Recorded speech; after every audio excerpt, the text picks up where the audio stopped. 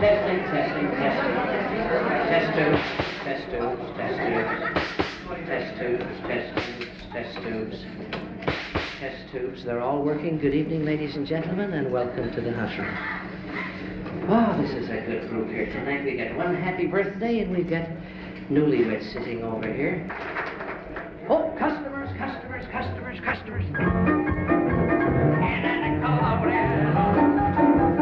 Come right in, folks, come right in. You'll be well taken. So nice we could squeeze you in. And we have newlyweds over here, my very dear friends.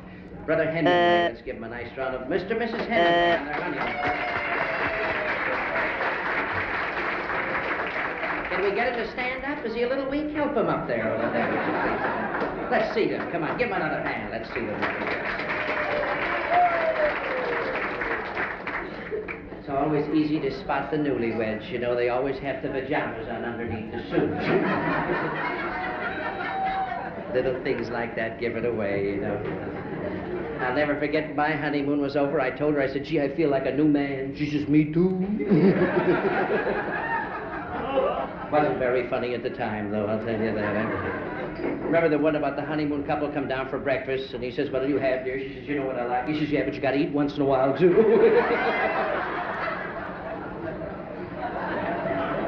Well, nice to have you with us. I know you honeymooners won't stay too late, so I'll try to do the best things early for you, of course. This is my favorite night of the week. Oh, the weekends are always so much fun. This is what we call duty night. Everybody shows up with their own wives, you know. Same fellas we had all week, but with different girls, you know. This is, of course, the greatest audiences in the world are the married ones. Did you know that, Mr. Toomey? Every performer prays for a married audience. I mean, notice how they just sit and stare at each other. See this? They got nothing to say. You know? They had it out 10 years ago, that's it. Sure.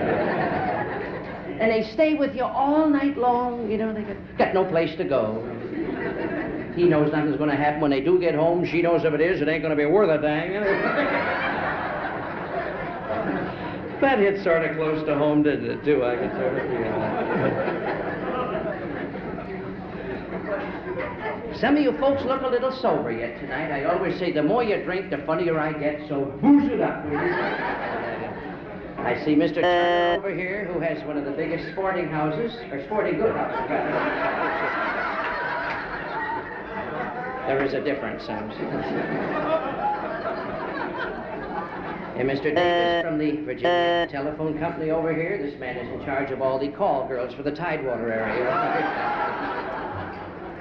And he's got some 200 girls working under him, too, may I say. That's... don't knock it if you haven't tried it, Doctor. He's an OB. He could feel business was picking up there right away. Don't scratch. Use black flag. Having a lousy time here. We haven't even started yet, you know. Keep your hands on the table. See, Mr. Harper, please. If you're going to do that, let go of the cold glass first, sir. There's a way of handling that situation and a way of not handling that situation. We always start out, as you know, with a little Irish song, and I hope you're in the mood for a little Irish piece because it always sort of warms up the voice. I can see you are, yes. This is a wonderful audience. You don't have to explain it. They're right down there waiting. Well, my name is Harry Taylor. And you know, audiences are so touchy, Mr. Kennedy, about nationality. It's a funny thing. I used to tell all kinds of Gaelic stories and Paisan stories and kosher stories, but I don't know, since television, it seems you have to be so careful. They all write letters into you. I met this little girl in Florida last year, Mrs. Kelly, and I asked her, I said, what nationality are you? She said, Harry, I am just like you. I'm Irish, French, and English. And I said, what part? Naturally, I meant what part of Ireland. That's the part that sticks out. But she misunderstood the question. She said, well, I guess I'm French from my waist up, and I'm English from my knees down. And that's when I sang this little Irish song. I hope you enjoy it. There's a little spot in Ireland. Thank you. You were the only one that got it, Mr. Fraser.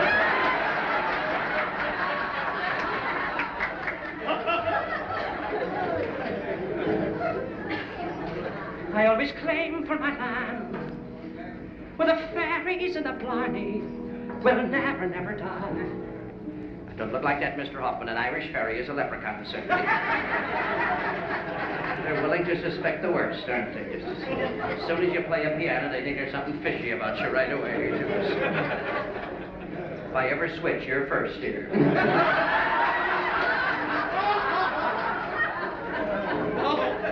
And don't laugh. You may have kids like this someday yourself, too.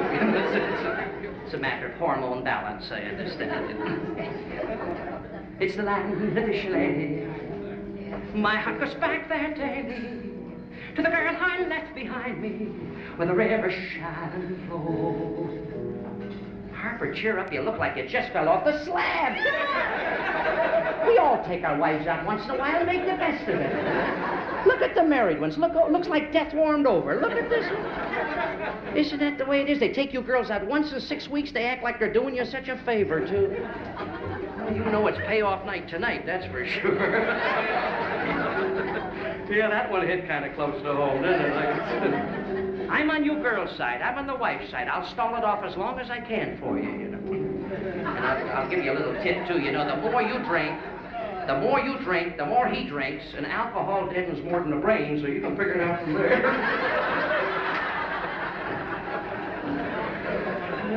You laugh, Mr. Jordan. Many a good intention to this room at 11 o'clock has gone down the drain by 2.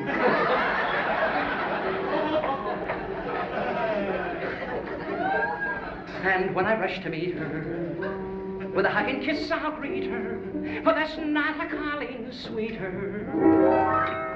Show off. Where the river Shannon flows.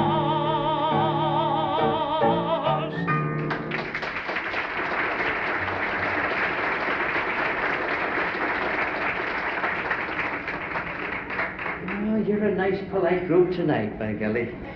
And sitting right in front of us, oh, this is going to be a real ball tonight. We're loaded with doctors. We've got 10 doctors, 2 sitting right in front here. Dr. Grinning over here, and Dr. Carter, one of the outstanding OBs in the entire state of Virginia.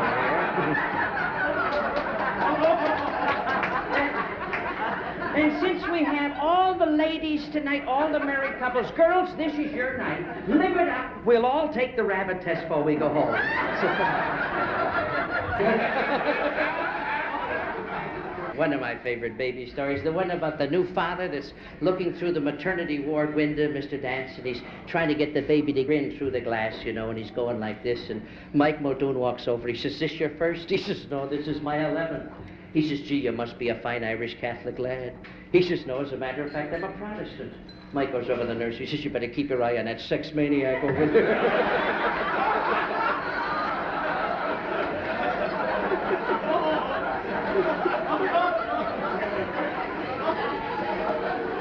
But I think, Doctor, the greatest OB story that was ever told is the one about the woman that takes the baby to the doctor, you know, and doctor puts the stethoscope on him and he listens for a minute and then he says, "Madam, please remove your blouse." And he comes over and he squeezes her and pinches her a little bit. He says, "Madam, it's no wonder this child is ill with malnutrition. You have no milk." She says, "I know, I'm his aunt, but I'm so glad I came."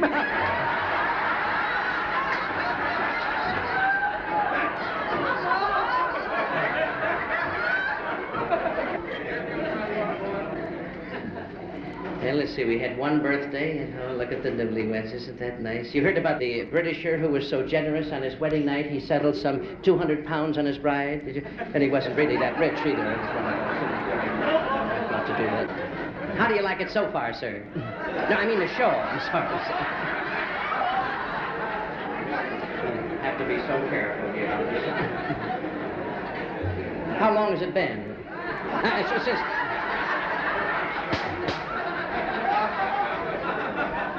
Boy, this crowd's right there tonight, that's for sure. Oh, you're a good group tonight, I'll tell you. One of the greatest doctors here. I've never been so impressed to hear what Dr. Van said over here about Dr. Carter. He says, "Harry, this is the kind of a guy, if you can't afford the operation, he touches up the x-rays."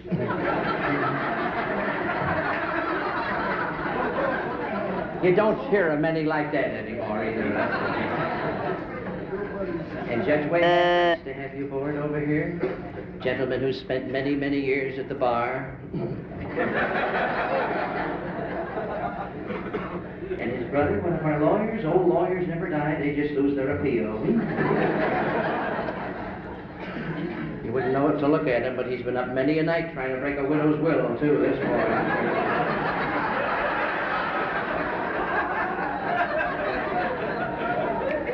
You can't tell a book by its cover anymore. I'll tell you that for sure. Brother Riley looks so serious over here after what happened to him coming down on the train. A lady asked him to hold her seat. His case comes up next week. You had to use both hands. I could have told you that. And of course, speaking of athletes, we have some of the outstanding athletes in the South here today, as a matter of fact. Brother McCarthy over here was with University of Pennsylvania many years ago, was a four-letter man. I can't use the word on this show.